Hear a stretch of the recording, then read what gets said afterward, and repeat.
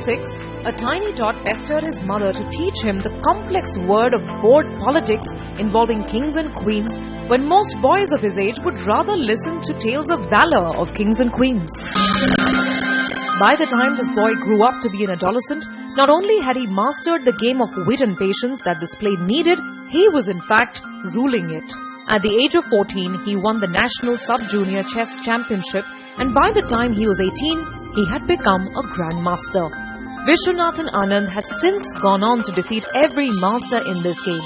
He was the FIDE World Champion in 2000 and 2002 and defended his World Championship in 2010 and 2012 before losing to Magnus Carlsen in 2013. Anand is one of the only 8 players in history to officially crack the 2,800 marks, with 2,817 marks to his credit in March and May of 2011 when he was ranking number 1 in the world. From April 2007 till May 2011, he was ranked world numero uno for a total of 21 months.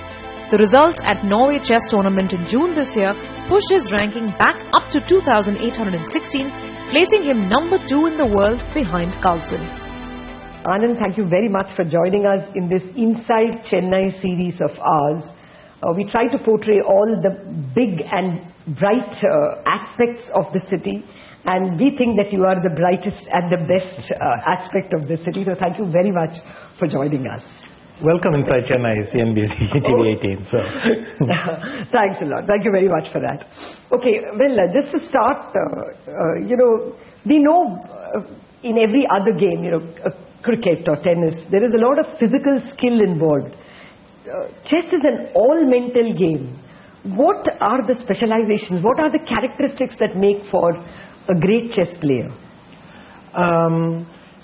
Well, it's very similar to almost any activity that as you get better at it and more familiar at it, it comes faster.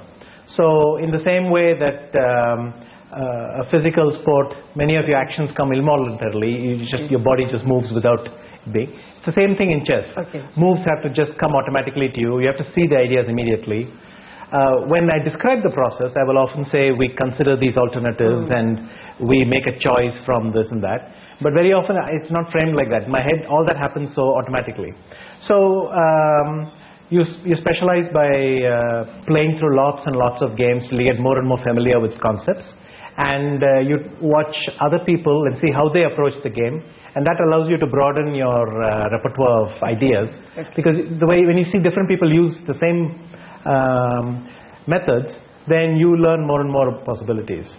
But I mean, since so much of the mind is involved, does it make you a different person? I mean, do you react more quickly than others to situations in real life?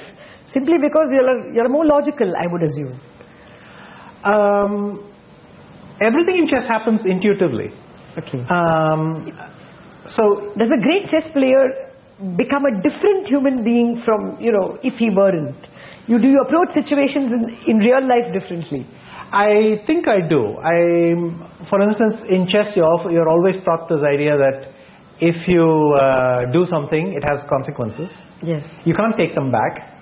And your opponent is going to sit there all the time and oppose what you're doing. So it's not enough for you to want something to happen. You need to make sure it happens even though there's someone on the other side trying to stop it. And let's say very often when I think about different situations or things like that, I will think along these lines. If I do this, but then he will do that, and maybe the thing of double checking what I want to do, things like that. This kind of structured thinking comes automatically. I believe the other thing I don't do is I don't just do something and think I'll get lucky. Because in chess, you're used to the idea that moves have consequences. You can't take them back. You got to really be sure of something before you do it. That sort of thing. Having said that, I don't think. I think I'm good at chess because I've spent a lot of time on it. So it doesn't carry over automatically into everything else. Okay. No, certainly it doesn't make you successful, but I mean, I was just... But the way you frame your thoughts and so on, of course, I think it does. Probably you're more logical, or probably you're more quick at decision making, because you're making decisions all the time. Okay,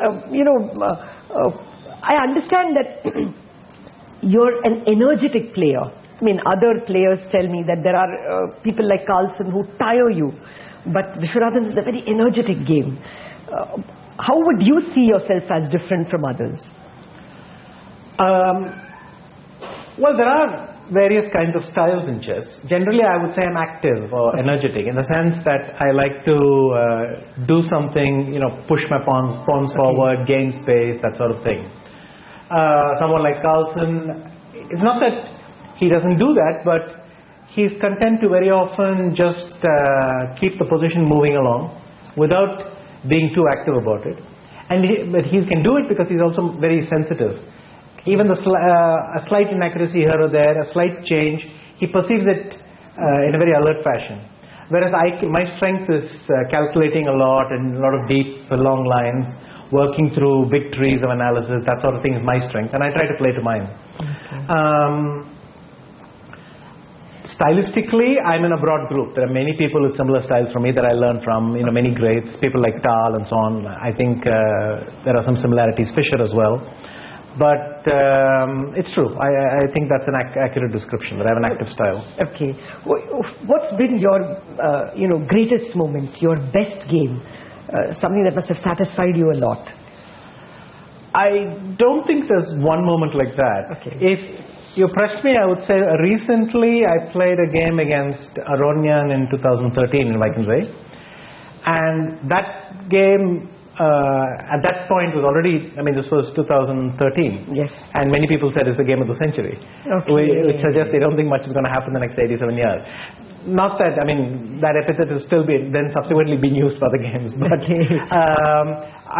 that was a game that you get a chance to play very rarely, and I really enjoyed it. And you feel creative. You feel like that's the way chess should be played. And both players have to rise to the occasion if to call a game a great game? Generally, one rises to the occasion. Okay, good. You need the other to cooperate. I would say it's closer to the truth. Okay. So he had to make a couple of critical mistakes to get there, and then of course, once the position is the evaluation is clear, then you can say that even if both sides rise to the occasion, the result will still be clear. And I think that's maybe what happened. Which is the most critical part of the game? Is it opening moves? Is it middle game, or is it end game? They're all critical. If the critical moment comes in the opening and you miss that, you won't get to the middle game or end game, and so on. Okay. I think whatever the critical moment, you just have to deal with it, because by definition the critical moment will either end the game or dictate the rest of it. So you may stumble in the opening, you may survive in the middle game, and you may survive in the end game, but essentially the opening has determined that you're going to have a pretty miserable end game. Okay. So in that sense, sometimes you do something from which there's no way back. And you just have to live with that. In most physical sport, I'll use that word for want of another term, usually the peak is when a person is younger. Do chess players have a much longer life, and age isn't such a big factor? Okay, I can answer that question in a couple of ways. One is that we're also a physical sport. Yes. I don't mean that we move pieces. I mean that it takes a physical toll. And if you're not fit, you will notice the strain. You'll see that you start making mistakes, you're unable to work through the consequences because you keep getting tired, all that sort of thing. Now, of course, we don't have to target this muscle group or that muscle group, but you have to maintain a level of fitness. You have to have stamina for long games and so on. You can't afford to get exhausted. Exactly. Now that's probably true for any walk of life. I think it's a mistake to associate only sports, but that's the point. Age an advantage? Young age an advantage? When I was young, being 40 was considered a good age to play chess. People like Kochner were doing miracles at the age of 50, and I watched him till he was 60. And I played with him many times after he was 60, and so on. With Smyslov, it was even higher. Then I think somewhere in the period when computers entered the game and things started to speed up a bit, and so the average age of the world's top started to descend. Okay. So what used to be in the mid-30s then slowly has trended to the point where now it's in the low 20s. Okay.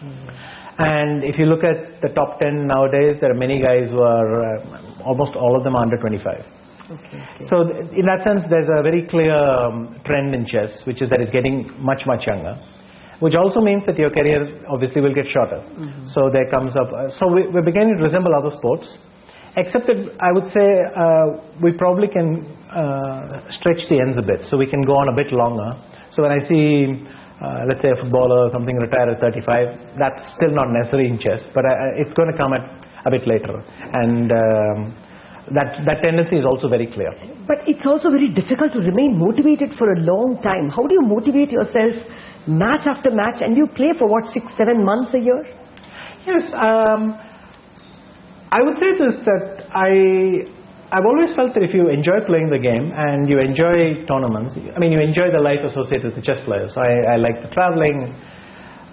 Then you can deal with the bumps by stopping temporarily. Okay. So when I feel that I'm really sick of playing chess, then I just take a month off or 2 months off from chess. I do other things, and that's enough to distract me, and the desire comes back.